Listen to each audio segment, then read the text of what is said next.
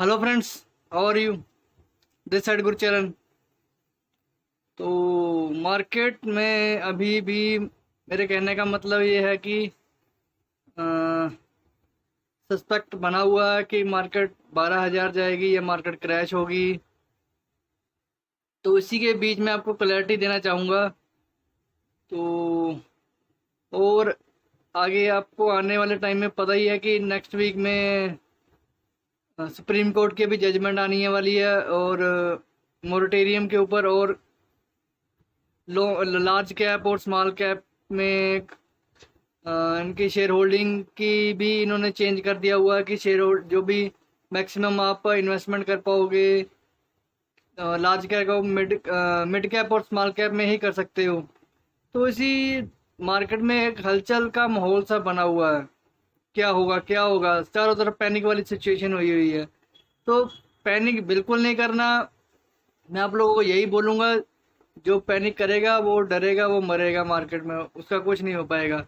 Simple आप लोगों को एक चीज़ को तो बेस मानना पड़ेगा। अगर एक चीज़ को आप बेस नहीं मानोगे फिर आपका कुछ नहीं हो पाएगा। ठीक है जी। ये व्यू मैं सिर्फ इंट्राडे के लिए नहीं दे रहा हूँ, पोजिशनल ट्रेडिंग के लिए दे रहा हूँ। ये अक्टूबर तक, मिड अक्टूबर तक का मेरा टारगेट होगा, जो कि आने वाले टाइम तक अचीव भी हो सकता है। और सबसे पहले मैं आप लोगों को ये ऑप्शन चेन का डाटा स्टडी करवाऊंगा। क्या क्या कहाँ कहाँ क्या कौन कौन सी पोजीशन में लोग अपनी इंटरेस्ट बना के बैठे हुए हैं।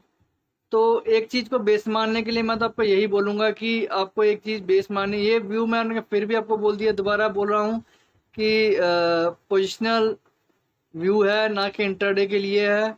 जैसे कि मैंने याद आप लोगों को लास्ट वीडियो में बोला था कि क्या निफ्टी 11,700 तक जाएगी, तो आप लोग सब ने देख भी लिया। 11,600 14-15 तक हाई गई थी, तो दोबारा निफ्टी आई थी। मैंने आप लोगों को बोला था 11,200 250 के पास इसको बाय करना, पर मैंने 11,200 के पास बाय की थी। तो वहीं से आपको अंदाजा होगा कि 11,600 तक भी आ गई। तो 11,600 के लेवल पे मैंने 3-4 बार सेल रिकमेंड दी है। अपनी लास्ट वीडियोस में आप मेरी इंटरडे की वीडियो जाके देख सकते हो। तो 11,600 एक बहुत बड़ा रेजिस्टेंस है मार्केट के लिए। तो उसी के अकॉर्डिंग आगे आने वाले टाइम में ट्रीटमेंट होगी इस मार्केट में। तो आगे मैं आपको बता देता हूँ। ये देखो 11,000, ये डाटा हमारा कौन सा है, 24 सितंबर का है। निफ्टी 11,500, ठीक है, 4 है। तो निफ्टी की क्लोजिंग 11,500 के ऊपर आई हुई है। तो इसलिए मैं आपको इसका जो वैसे क्लोजिंग हुई हुई थी, फ्यूचर की क्लोजिंग तो डाउन हुई हुई है। तो वही मैं आपको बेस, सिंपली यही बेस बनाऊंगा कि 11,500 को आपने बेस माना। जब भी ट्रेडिंग 11,500 के नीचे ट्रेडिंग करे तो मार्केट वीक है, वीक है, वीक है। हो सकता है कि मार्केट, पोजिशनल ट्रेडिंग में ऐसा हमेशा होता है। पोजिशनल ट्रेडिंग में मार्केट बार बार रेजिस्टेंस को तोड़ती है, बार बार फेक बाउंस देती है, बार बार। तो इंटरडे में तो क्लियर हो जाता है क्या क्या करना होता है वो तो देख के ही पता चल जाता है। तो पोजिशनल ट्रेडिंग में ऐसा होता है कि 11,500 आपको एक बार, जैसे 11,600 का लेवल 2-3 बार इसके पास आई मार्केट, तो वहीं पे मैंने 2-3 बार सेल दी। तो इसीलिए 11,500 का लेवल जैसे ही मार्केट, ये नहीं मैं बोल रहा हूँ कि इंट्राडे में, जैसे ही मार्केट 11,500 के लेवल से नीचे ट्रेड करे आप लोगों ने सेल करना है।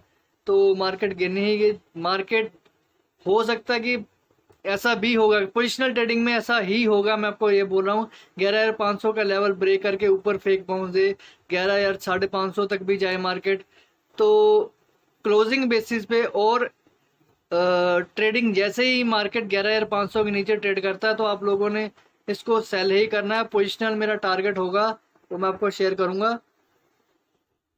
11 जिसने भी बाय करना हो, सिंपली 11,500 से ऊपर ही बाय करे। तो फेक बाउंस आएगा, फिर भी वो फेक बाउंस ही आएगा जो कि ऊपर वाली पोजीशन बनी हुई है। जैसे कि एक कॉल साइड की मैं आपको पोजीशन दिखा देता हूँ। ये 24 तारीख, मतलब नेक्स्ट वीक का सिनेरियो है।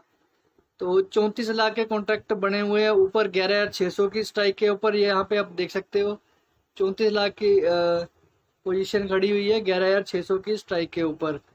ठीक है जी।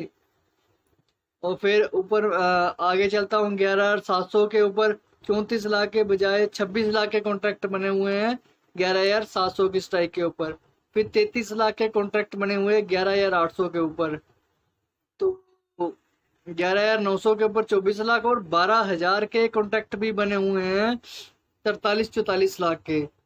तो मेरे कहने का मतलब ये है कि मार्केट में अगर दम होगा सिंपली तो उसको 11,500 के ऊपर ही ट्रेड करना पड़ेगा। मार्केट 11,500 से ऊपर ट्रेड करेगी तभी वो बुल होगी, वरना मार्केट का आर या पार मतलब नीचे ही गिरना मार्केट ने, बहुत बुरे तरीके से क्रैश होगी। ये मैं आपको बोल रहा हूँ कि मान लो अभी मैंने आपको बोल दिया 11,500, तो ऊपर क्या इस नेक्स्ट वीक में हो सकता है कि मार्केट 11,700 800 के कॉन्ट्रैक्ट भी मच्योर करे, मार्केट वहां पे जाएगी। मैं आप लोगों को सिंपल बेस दे रहा हूँ, जैसे ही मार्केट 11,500 के लेवल से नीचे ट्रेड करेगी तो ये क्रैश होगी, बिल्कुल बुरे तरीके से गिरेगी, उसके नीचे तो धराशायी हो जाएगी मार्केट।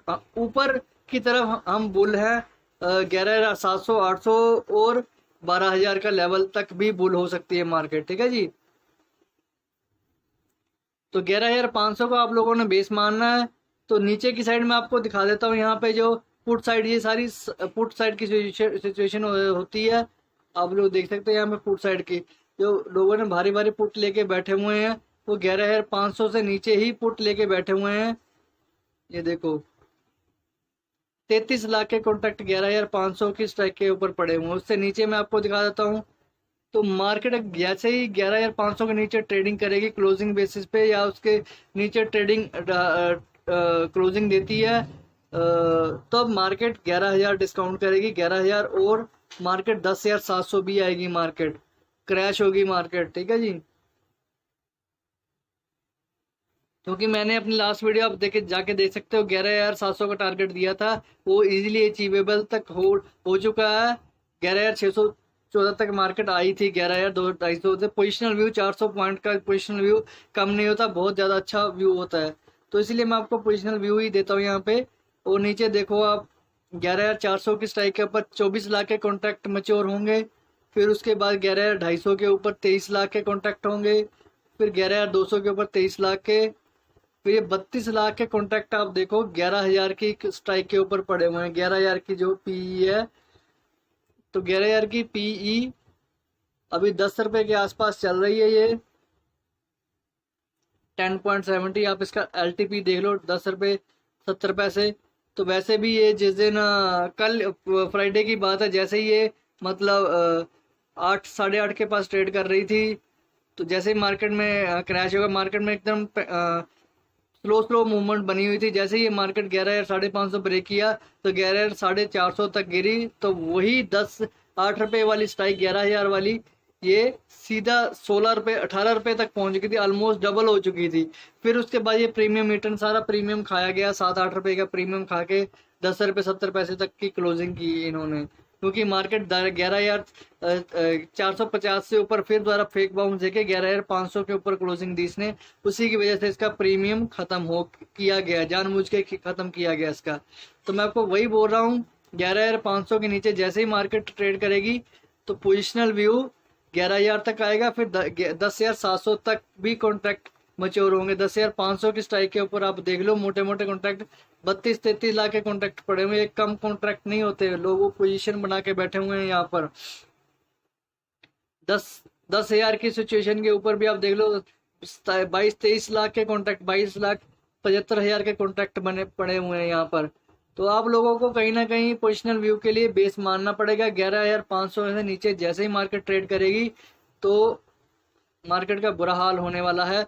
सिर्फ 11,500 ही बचा सकता है। ये भी होगा कि मार्केट में 11,440 दोबारा नीचे तक जाए फिर ऊपर जाएगी। मेरे कहने का मतलब जैसे भी मार्केट 11,500 से ऊपर ट्रेड करती रहेगी, 11,500 से ऊपर ट्रेड करती रहेगी तो ये मार्केट बुल बनी रहेगी। जैसे ही मार्केट 11,500 से नीचे ट्रेड करेगी, मैं ये नहीं बोल रहा हूँ कि ब्रेक करके ट्रेड करेगी, तो मार्केट 11,500 से नीचे क्रैश ही होगी, ऊपर ये बुल है। तो यहाँ पे देखो ये 24 सितंबर की सिचुएशन थी और मैं आपको यहाँ पे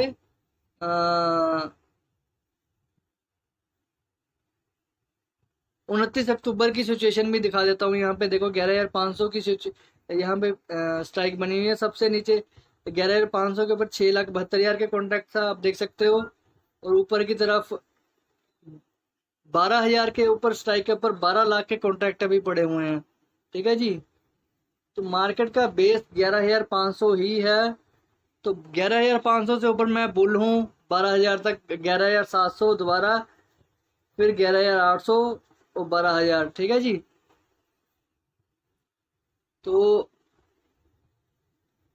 नीचे की साइड में आपको दिखा देता हूँ। नीचे 11,500 से नीचे जैसे ही मार्केट ट्रेड करती है तो 8,78,000 के कॉन्ट्रैक्ट 11,300 के स्ट्राइक के ऊपर पड़े हुए हैं। 6 लाख के कॉन्ट्रैक्ट 11,250 की स्ट्राइक के ऊपर, 10 लाख के कॉन्ट्रैक्ट 11,000 की स्ट्राइक के ऊपर पड़े हुए हैं।